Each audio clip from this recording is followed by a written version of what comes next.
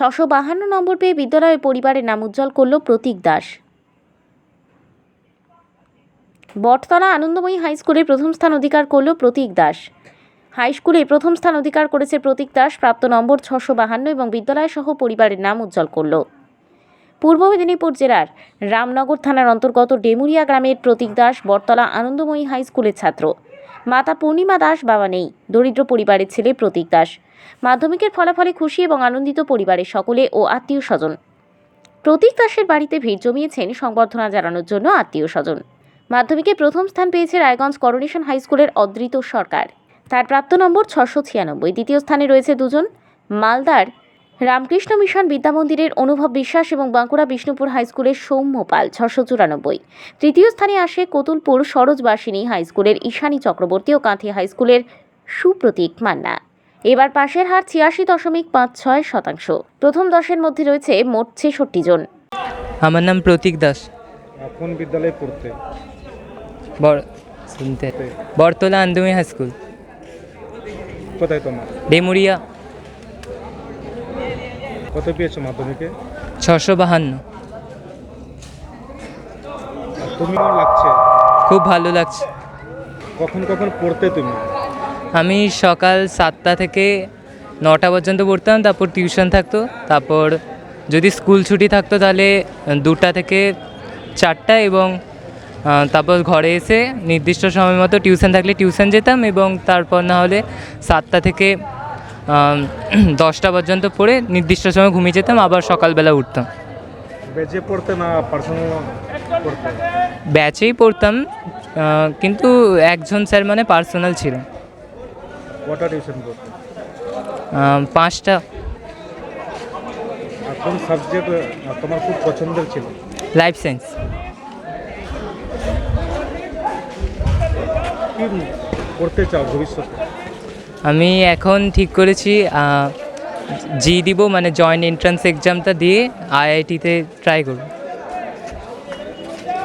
বুক পড়তে ভালো লাগে, সেগুলো একটু ফলো করতাম, আর এক্সট্রা কিছু পড়িনি। আমি প্রায় সব, মানে আমাদের যে দাদা দিদিরা ছিলেন তাদের কাছ থেকে কয়েকটা আলাদা আলাদা অথারেরই সহায়িকা নিয়েছিলাম, সেখান থেকে পড়তাম। সেরকমভাবে কোনো বই আসলে নিজের মতো করে পড়লেই চলবে। যে কোনো বই হোক, নিজের মতো করে পড়লে, স্ট্রং ডিটারমিনেশান নিয়ে পড়লে এটা হবে। আমার বাবা নেই, কিন্তু আমাকে মাই প্রত্যেক সময় গাইড করেছেন, সাহায্য করেছেন, এইটাই বলছি। হ্যাঁ, আমি প্রায় খেলতে যেতাম, কিন্তু মাধ্যমিকের আগে 3-4 মাস খেলা একটু বন্ধ করতে হয়েছিল। ক্রিকেট এবং ফুটবল দুটোই। প্রতীক দাস। প্রতীক দাস মাধ্যমিকের ফলাফলে খুশি, আপ্লুত এবং গর্বিত তার পরিবার। আগামী দিনে জয়েন্ট এক্সামিনেশন দিয়ে ডক্টর হতে চায়। প্রতীক দাস অ্যাকচুয়ালি আমাদের শুধুমাত্র কৃতির সন্তান নয়, কৃতি ছাত্র নয়, আরও অনেকেই ছিল। তার মধ্যে প্রতীক দাস সর্বোচ্চ নম্বর পেয়েছে 652 নম্বর। অ্যাকচুয়ালি প্রতীক দাসের পারফরমেন্সটা বিদ্যালয়ে মাধ্যমিক স্তর পর্যন্ত বিভিন্ন দিক দিয়ে খুব উন্নত মার্কের ছিল। আমাদের বিভিন্ন সায়েন্স সেমিনার, মডেল এক্সিবিশন থেকে শুরু করে বিদ্যালয়ে বিভিন্ন সাংস্কৃতিক অনুষ্ঠান থেকে শুরু করে বিভিন্ন দিক দিয়ে তার পারফরমেন্সটা ছিল চোখে পড়ার মতো। তো প্রতীক দাস অ্যাকচুয়ালি একবারে যে বড় ফ্যামিলি থেকে, ফাইন্যান্সিয়ালি সাউন্ড ফ্যামিলি থেকে যে এসছে তা নয়, একটা পুয়ার ফ্যামিলি থেকে বিলং করছে প্রতীক দাস। আমরা ছোটোবেলা থেকে দেখেছি তার পড়াশোনার প্রতি যে আগ্রহ, স্কুলের প্রতি যে তার ডেডিকেশান, তার যে মাস্টারমশাইদের প্রতি যে শ্রদ্ধা কিংবা মান্যতা দেওয়া, ক্লাসের ডিসিপ্লিন মেনে চলা, এগুলো তার মধ্যে কিন্তু পরিলক্ষিত হয়েছে। যার ফলে হয়তো সে ঠিক সিস্টেমের মধ্যে, ডিসিপ্লিনের মধ্যে ছিল বলে হয়তো আজকে তার এই সাফল্য। আর প্রতীক দাস সবসময়ের জন্য প্রতি ক্লাসেই, শুধু মাধ্যমিক নয়, টেস্ট পরীক্ষা থেকে শুরু করে 9ম শ্রেণী থেকে শুরু করে 8ম শ্রেণীর শুরু থেকে বা অন্যান্য নিচু ক্লাসের ক্ষেত্রেও আশানুরূপ রেজাল্ট কিন্তু করত। এই দিক দিয়ে আমরা বুঝেছিলাম প্রতীক দাস একটা সময় স্ট্যান্ড করবে। আমাদের এবছর 81 জন পরীক্ষা দিয়েছিল, 81 জনই পাস করে গেছে, কিন্তু পাসের যে হারটা সেইটা কিন্তু তুলনামূলকভাবে তত আশাব্যঞ্জক নয়। কারণ বর্তমান দিনে যে পার্সেন্টেজটা পেতে হবে ছাত্রছাত্রীদের, সেই পার্সেন্টেজের ধারে কাছে কিন্তু খুব কমজন পৌঁছায়। এই কমজনের প্রধান কারণ হচ্ছে তারা সিস্টেমটাকে পঠন পাঠনটাকে ঠিকঠাকভাবে শৃঙ্খলার সাথে রূপায়ণ করতে পারে। যে বা যারা ঠিকঠাকভাবে সঠিক সময়ে স্যারেদের পরামর্শ শুনে স্যারেদের সাথে যোগাযোগ রেখে এগিয়েছে, কিংবা প্রাইভেট টিউটার থেকে শুরু করে বিদ্যালয়ের মধ্যে থেকে বিভিন্ন ক্লাসগুলো ঠিকঠাকভাবে অ্যাটেন্ড করে যে ধরনের পারফরমেন্স দেওয়ার কথা সেগুলো যারা দিতে পেরেছে তারা কিন্তু এগিয়ে গেছে। আর কিছু তো পিছিয়ে থাকা ছেলে থাকবে, বিভিন্ন পারিপার্শ্বিক কারণে তাদের রেজাল্ট হয়তো খারাপ হতে পারে। কারোর পারিবারিক আর্থিক সমস্যা থাকতে পারে, পারিবারিক বিভিন্ন পরিবেশগত দিক দিয়ে সমস্যা থাকতে পারে, খাদ্যের দিক দিয়ে সমস্যা থাকতে পারে, বিভিন্ন দিক দিয়ে কোনো না কোনো ক্ষেত্রে কিন্তু তারা পিছিয়ে পড়ছে। কিন্তু এই পিছিয়ে পড়াটা তাদের কোনো, আমি মনে করি পিছিয়ে পড়াটা তাদের ক্ষেত্রে এইরকম বাধা হওয়া উচিত নয়। যে কোনো কাজ করতে গেলে তো বাধা আসবে, সমস্যা আসবেই, আর সমস্যা আসে বলেই আমরা সাকসেসের দোরগোড়ায় পৌঁছে যাই। আমরা যখন দীঘার সমুদ্রে যখন স্নান করতে নামি, ঢেউ আছড়ে আসবে আমাদের সামনে, আমাদের উপর দিয়ে যাবে, এটা ভেবেই কিন্তু আমরা সমুদ্রে স্নানটা সুন্দরভাবে সাহসিকতার সাথে, দক্ষতার সাথে, কিংবা নিজের প্রতি যে বিশ্বাস আস্থাভাজন হয়ে করতে পারি।